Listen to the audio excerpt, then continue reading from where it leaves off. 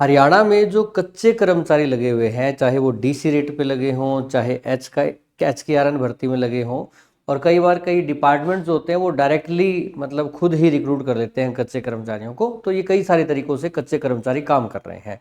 कच्चे कर्मचारियों की संख्या भी काफ़ी अच्छी खासी है अलग अलग डिपार्टमेंट में, और उनकी मांगे भी लगातार उठती रहती हैं कि हमें पक्का किया जाए, हमें रेगुलर किया जाए। इसके लिए मांगे भी उठती हैं, इसके लिए ज्ञापन भी सौंपे जाते हैं, इसके लिए हड़ताल भी की जाती है, और इसके लिए कोर्ट में केस भी किए जाते हैं। ये चीज़ें चलती आ रही है और ये हमेशा से चलती आई हैं। 90s के दशक में कई बार कई जगह जगह अलग अलग सरकारों ने इनको पक्का भी किया था, पर बाद में इस चीज़ को लेकर केस होने लग गए थे और कई जगह पे निकाला भी गया पक्के किए हुए को। और बाद में धीरे धीरे कोर्ट की तरफ से जब आदेश आए तो सरकारों को समझ में आ गया कि हम महज खुश करने के लिए किसी कच्चे कर्मचारी को पक्का तो नहीं कर सकते, उसमें नियम जो पॉलिसी है उसकी अनदेखी नहीं की जा सकती।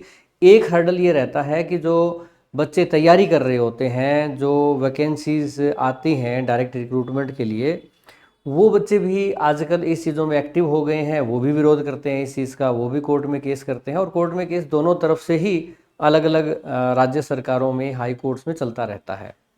उनका ये पक्ष होता है कि अगर इनको पक्का कर दिया जाएगा तो फिर वैकेंसी कैसे निकलेगी, वैकेंसी तो ख़त्म हो जाएगी फिर। तो इन चीज़ों को लेकर डेवलपमेंट क्या है कि ये आप खबर जो देख रहे हैं इसमें पूरा मामला कई याचिकाओं का जो हाई कोर्ट और सुप्रीम कोर्ट में लंबित है, इस चीज़ को लेकर चल रहा है। ठीक है, अब इसमें देखा जाए तो यहाँ पे जो कच्चे कर्मचारी हैं वो काफ़ी नाराज़ हैं। वो कहते हैं कि बहुत बार उनको पक्का करने का आश्वासन दिया गया, ठीक है, वादा किया गया, पर हमारी तरफ से कोई सुनवाई नहीं हुई। कल को हमें निकाल दिया जाए, किसी फॉर एग्जांपल एक बच्चा 25 साल की उम्र में कच्चा कर्मचारी लगता है, उसको आप 35 की उम्र में निकाल देंगे तो वो किस भर्ती में फार्म अप्लाई कर पाएगा। बहुत सारी भर्तियां जैसे हरियाणा पुलिस है वो उसके हाथ से निकल जाएगी। आज वो अगर तैयारी भी करना चाहे किसी भर्ती की तो भी उसके लिए ज़्यादा चैलेंजिंग है, क्योंकि वो ड्यूटी भी करता है तो फ्रेश कैंडिडेट की बजाय वो ज़्यादा अच्छे से तैयारी भी बेचारा नहीं कर पाता है। कल को कोई ना काम धंधा अच्छे से करने की स्थिति में रहता है, प्राइवेट नौकरी में जाने में भी बड़ी दिक्कत आती है उस टाइम जब उसको निकाल दिया जाता है। तो अब अगर देखें तो कच्चे कर्मचारियों के लिए आपकी ये 3 कैटेगरीज हैं जिसमें से बच्चे आए हुए हैं।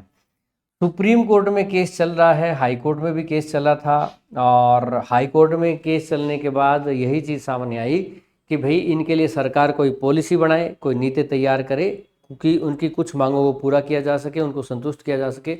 पर पक्का करना तो जो पॉलिसी होती है रिक्रूटमेंट की उसमें है नहीं, वो तो नहीं किया जा सकता। वो तो प्रॉपर एग्ज़ाम वगैरह करके, क्योंकि आपका एक संविधान का आर्टिकल है, अगर आप किसी ने पॉलिटी अगर पढ़ी है और उसमें कॉन्स्टिट्यूशन पढ़ा होगा तो संविधान में एक आर्टिकल है, आर्टिकल 16।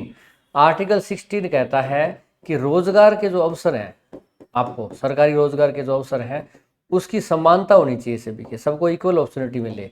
अब अगर भर्ती आएगी ही नहीं तो किसी को एग्जाम देने का मौका ही नहीं मिलेगा। तो अगर कच्ची भर्ती कर ली गई, उन्हीं को पक्का कर दिया गया, तो आप कैसे कह सकते हैं कि जो चयन हुआ है वो योग्यता के आधार पर हुआ है, जो मेहनती इंटेलिजेंट बच्चे हैं वो ही सिलेक्ट हुए हैं, ये ऐसा कैसे कह पाएंगे, है ना। एक ये दिक्कत आ जाएगी, क्योंकि कच्चे कर्मचारी भर्ती किए जाते हैं उसी डिस्ट्रिक्ट से, जैसे सिरसा डिस्ट्रिक्ट है मान लो, तो सिरसा में आसपास के जो लोग हैं उनको भर्ती कर लिया गया, और उसमें जनरली वही बच्चे ज़्यादा जा पाते हैं कि जिनकी कहीं जॉब उस टाइम ना लग पा रही हो, जो उस एरिया के पास रहते हो जहाँ पे वो नौकरी निकाली गई है, क्योंकि दूर वाले बच्चों को तो वो फ़ायदा भी नहीं होगा वहाँ पे आके नौकरी करने का। तो इस हिसाब से जो सिलेक्शन हुआ है उसको मेरिट पर हुआ सिलेक्शन नहीं कहा जा सकता, और ये फिर आर्टिकल 16 के खिलाफ चला जाता है कि आप अवसर की समानता सभी को नहीं दी गई उस पोस्ट के लिए, किसी एक को चुना गया था, उसी को बाद में पक्का कर दिया गया था। ठीक है, तो इसके लिए सुप्रीम कोर्ट में हालांकि केस कर रहा है पक्का करने को लेकर, वो उसकी संभावना कम है।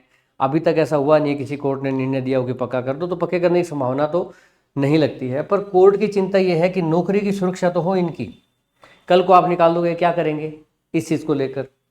तो अब क्या है कि हरियाणा सरकार जो है वो इस पे विचार कर रही है, इस पे बार बार मीटिंग हो रही है, कमेटी भी गठित की गई है, और वो ये सोच रहे हैं कि बार बार कोर्ट में फजीहत ना करवानी पड़े, बार बार कोर्ट में डांट ना सुननी पड़े सरकार को बार बार। तो इसके लिए वो क्या कह रहे हैं कि गेस्ट टीचर एक्ट की तरह एक्ट लाने की योजना है उनकी, गेस्ट टीचर की तरह, क्योंकि गेस्ट टीचर का मामला भी पहले कुछ ऐसा ही था, वो भी विरोध प्रदर्शन करते थे, उनकी भी अपनी समस्याएं थी।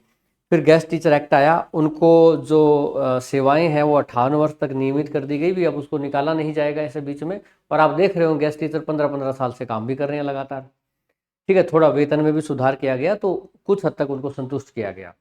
अब फायदे क्या है इसको, फायदे इसमें है कि रेगुलर जितने कर्मचारी को जितना ही वेतन मिलता है उतना ही आपको मिलेगा, पर वो बेसिक सैलरी जो बेसिक होती है, जैसे मैं इसको कंपेयर करूँ 4200 ग्रेड पे के जो कर्मचारी होते हैं या 4000 के वाले जो होते हैं टीचर लगा लो, प्राइमरी टीचर के इक्विवेलेंट जो जेबीटी टीचर है, उसमें आपकी जो बेसिक सैलरी है वो लगते ही 35,400 होती है।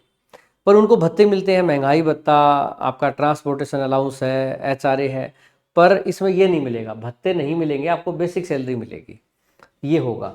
मेडिकल नहीं होगा। पेंशन को लेकर आपकी जो एनपीएस जैसी योजना है वो ना हो, बट इसके लिए पेंशन को लेकर कोई ना कोई वो योजना कंट्रीब्यूशन के हिसाब से लगाएंगे कि कुछ कर्मचारियों की सैलरी में से कट जाए, कुछ सरकार दे दे और मिल के उनको कल को कुछ मिल जाए, ऐसा ज़रूर इसमें विचार किया जाएगा, ताकि उनका ये भी कोर्ट का रहता है कि कल को जब वो रिटायर हों तो उस टाइम उनकी कोई तो गारंटी हो। ठीक है, तो वो एक पेंशन, नौकरी 58 वर्ष तक रहेगी, ये एक अच्छा रहेगा। और इसमें एक कैटेगरी कौन कौन सी है जिन पे विचार किया जा रहा है, उसमें जो अभी लगे हैं उन पे तो नहीं, पर जो पुराने हो गए यानी या तो 5 साल पुराने, 7 साल पुराने, 10 साल पुराने, ये 3 कैटेगरी को लेकर विचार चल रहा है। ठीक है, इन तीनों को लेकर ही अलग अलग रिपोर्ट, कितने कर्मचारी हैं किस कैटेगरी में, ये सारा कुछ देखा गया है डाटा, और ये रिपोर्ट बनाई गई है, ये मुख्यमंत्री जी नायब सिंह सैनी जी को सबमिट की हुई है, उन पे वो विचार करेंगे। अंतिम फैसला उनका होगा कि किसको वो गेस्ट कर्मचारी एक्ट के अंदर लाएंगे। अभी जो इसकी मीटिंग है अगली, वो कल होनी है, कल यानी 12 जुलाई को होनी है। उसमें क्या निर्णय आता है वो देखना पड़ेगा हमें कि क्या सरकार कहाँ तक उसमें पहुँची है, क्या चीज़ करने पर। तो वो हमें जैसी न्यूज़ मिलती है आपके साथ शेयर करते हैं। आप जो हमारा चैनल है नोटबुक अकेडमी, इसको आप सब्सक्राइब कर सकते हैं यूट्यूब पे, ऐसी ही अपडेट्स आपको मिलती रहे इसके लिए। ये आपका नोटबुक अकेडमी चैनल है, इसमें आप मोर पे जाएंगे नीचे डिस्क्रिप्शन में तो काफ़ी सारे आपको जैसे व्हाट्सएप है, टेलीग्राम है, वो भी मिलेंगे। तो आप हमारे से व्हाट्सएप पे भी जुड़ सकते हैं, जस्ट क्लिक करके व्हाट्सएप चैनल नोटबुक अकेडमी आपको मिल जाएगा। वीडियो पसंद आई है तो बेटा लाइक कीजिएगा। आपकी इस बारे में क्या राय है, कच्चे कर्मचारियों को लेकर क्या सुधार किए जाने चाहिए, आप इस वीडियो के नीचे कमेंट में ज़रूर लिखें। उसको हम हाईलाइट करने की, पब्लिक आम डोमेन में पहुंचाने की ज़रूर कोशिश करेंगे। आज के लिए इतना ही, फिर मिलते हैं।